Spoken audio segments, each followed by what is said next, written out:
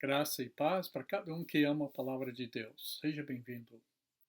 Queremos continuar nossa leitura da carta do apóstolo Paulo aos cristãos na região da Galácia.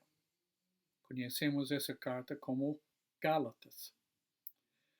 Paulo fez uma saudação e logo em seguida ele entrou já no seu assunto, pronunciando uma maldição sobre as pessoas que modificariam o Evangelho de Cristo Jesus. Parece que naquela região entraram pessoas que estavam solapando ou minando o trabalho de Paulo e colocando em dúvida o seu apostolado. Talvez falavam que o evangelho dele era de segunda mão, porque ele não andava com Jesus naquela época. Paulo faz questão, na abertura dessa carta, de enfatizar que o evangelho dele não era de origem humana. Então vamos fazer essa leitura e vamos ver como ele vai abordar essa questão. Gálatas 1, nós vamos ler a partir do versículo 11. Leia comigo. Irmãos, quero que saibam que o evangelho por mim anunciado não é de origem humana. Não o recebi de pessoa alguma, nem me foi ele ensinado. Ao contrário, eu o recebi de Jesus Cristo por revelação. Este é o primeiro ponto que nós queremos reparar aqui. Paulo fez questão de enfatizar que o evangelho dele não veio de ser humano. Não foi uma coisa inventada. Não foi uma coisa produzida por algum homem. Pelo contrário, ele disse que ele recebeu diretamente por revelação de Jesus Cristo. O evangelho que é pregado, o evangelho que é contido no Novo Testamento, não é de produção humana. Jesus recebeu de Deus seu Pai a verdade e os princípios e a mensagem que o Senhor Deus queria que fosse transmitido. Paulo diz: Jesus passou esse evangelho para seus escolhidos, para seus enviados, os apóstolos. Ele era um deles. Fora do tempo, ele tinha sido escolhido por Deus para transmitir a boa nova aos gentios, aos não-judeus. E ele faz questão de enfatizar aqui que o que ele recebeu veio diretamente de Jesus Cristo. Isso deve nos dar, lendo as suas cartas e lendo no livro de Atos sobre o trabalho dele, isso deve nos dar um certo alívio, sabendo que não foi Paulo que inventou. Alguns estudiosos querem criar uma briga, digamos assim, entre Paulo e Pedro. E querem dizer que eles pregavam e praticavam coisas diferentes. Paulo diz que não. Aquilo que Pedro recebeu, tinha recebido, ele também recebeu. De uma forma diferente, de um meio diferente. Pedro conviveu com Jesus por 3 anos ou mais. Paulo não. Mas ele teve uma visão de Jesus e ele recebeu diretamente do céu todas as informações que ele precisava. Podemos ficar tranquilos, então, que o que nós temos aqui na Bíblia é produção dos próprios apóstolos e que veio por inspiração do Espírito Santo. Veio de Jesus, veio de Deus Pai. Não existe outro livro como a Bíblia. E não existe um evangelho ou outra religião, por assim dizer, que é aprovada por Deus também. Agora vamos ler mais um pouco. Em Gálatas capítulo 1, Paulo vai falar sobre a conversão dele. E a maneira da sua conversão vai mostrar muito sobre o evangelho dele. Gálatas 1, a partir do versículo 13, vamos ler. Vocês ouviram qual foi o meu procedimento no judaísmo. Como perseguia com violência a Igreja de Deus, procurando destruí-la. No judaísmo, eu superava a maioria dos judeus da minha idade e era extremamente zeloso nas tradições dos meus antepassados. Mas Deus me separou desde o ventre materno e me chamou por sua graça. Quando lhe agradou revelar o seu Filho em mim, para que eu o anunciasse entre os gentios, não consultei pessoa alguma. Tampouco subi a Jerusalém para ver o que já eram apóstolos antes de mim. Mas de imediato parti para a Arábia e voltei outra vez a Damasco. Paulo quer dizer para nós aqui que ele foi escolhido de uma maneira especial. Primeiro, ele lembra os seus leitores de como ele era como um judeu. Ele era uma pessoa extremamente zelosa. Ele era muito dedicado à religião dele, tanto que ele era um perseguidor violento dos cristãos. Agora, convém reparar aqui nesse momento que a sinceridade em si, o zelo por aquilo que você acredita, não é aceitável necessariamente a Deus. Muitas pessoas dizem que é suficiente que você seja sincero naquilo que você crê. Pode acreditar em qualquer coisa, mas o importante é você não ser hipócrita. Tem que ser sincero. A Bíblia não concorda com isso, não. A sinceridade, sim, é essencial. Já falamos sobre isso. Mas a sinceridade só não é suficiente. Paulo acreditava piamente na sua religião, tanto que ele perseguia os próprios cristãos. Mas ele fez questão de mostrar que a sua conversão mostrava o quê? Não adianta você ser uma pessoa sincera, você tem que saber também o que é verdadeiro. Você tem que seguir e abraçar aquilo que Deus revela para nós. Ele está mostrando aqui também, nesse capítulo, que ele não consultou pessoa alguma.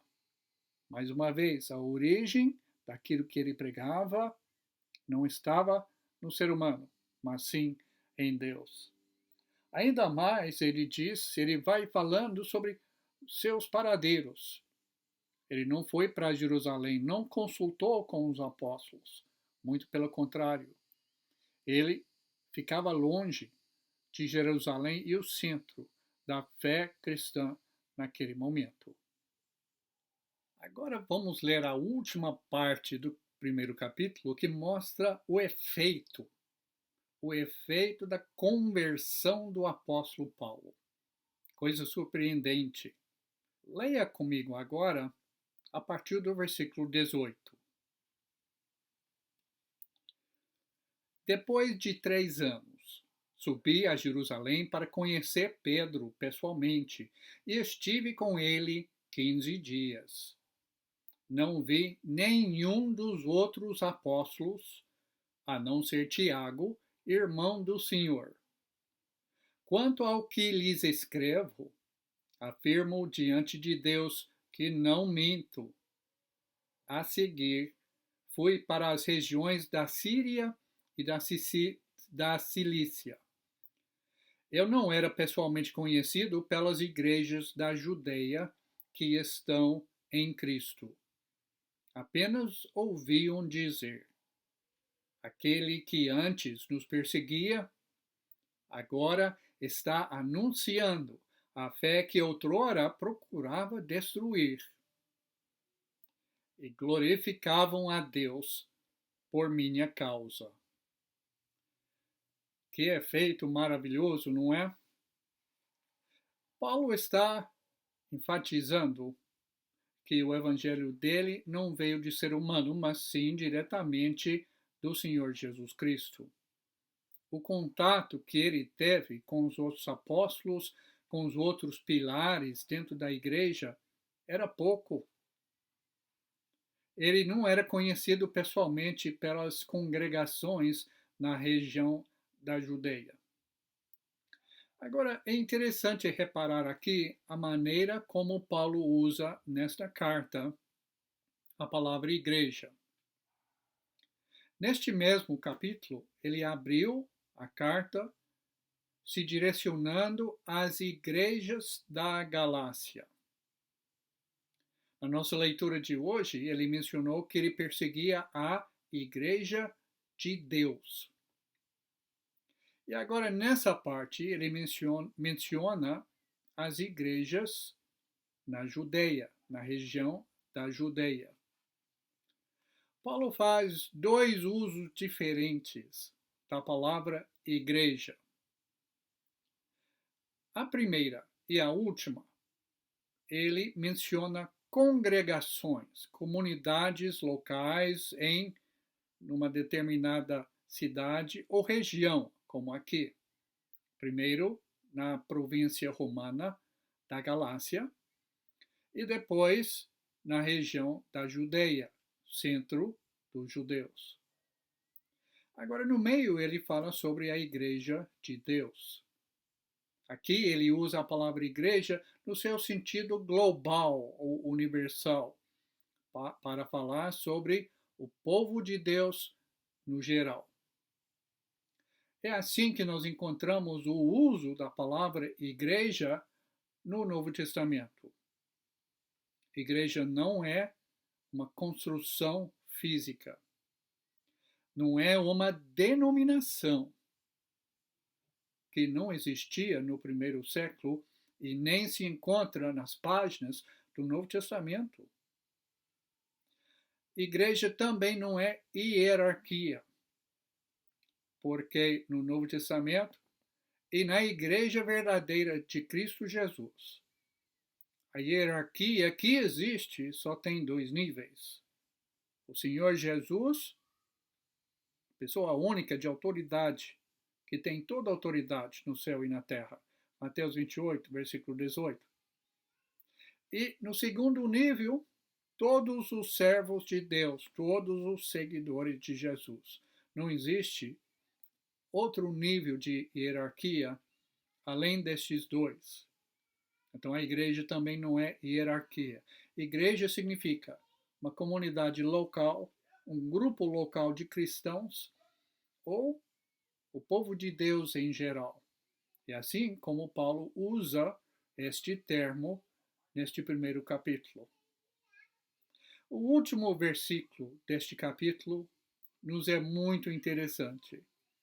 Eu vou ler mais uma vez aqui para nós lembrarmos. Paulo diz que por causa da conversão dele, glorificavam a Deus por minha causa. Meu amigo, minha amiga, minha irmã, meu irmão. Este deve ser o alvo da nossa vida. Nós queremos que as pessoas olhem para a nossa vida e dão glória a Deus, pela maneira de Deus trabalhar na nossa vida. Foi isso que aconteceu na vida de Paulo. Tanto que, hoje em dia, muitos escritores vão usar a vida de Paulo como uma grande evidência da veracidade da ressurreição de Jesus e do Evangelho de Cristo. O que podia ter levado um homem como Saulo, o judeu zeloso e dedicado à sua religião, a mudar 180 graus, senão o Jesus ressurreto. O Jesus que era vivo e que realmente apareceu para ele, como nós lemos 3 vezes no livro de Atos. É isso que Deus quer com as nossas vidas. Ele é Deus glorioso. Ele é Deus maravilhoso. E Ele quer que nossas vidas sejam usadas para o bem do reino, para que as pessoas possam reconhecer como Deus é bom, como Jesus nos salva e como o Espírito Santo coloca dentro da nossa vida a esperança da vida eterna. Gálatas 1 nos lembra muito bem que o Evangelho não é do homem, mas sim de Jesus. Nos lembra muito bem de que a sinceridade não basta. Precisamos da verdade revelada por Jesus Cristo. E nos lembra o efeito que este Evangelho deve ter na nossa vida. Um efeito que as pessoas vão olhar não para nós, mas vão olhar para Deus, para a sua bondade, para a sua majestade, para a sua glória. Que Ele nos abençoe.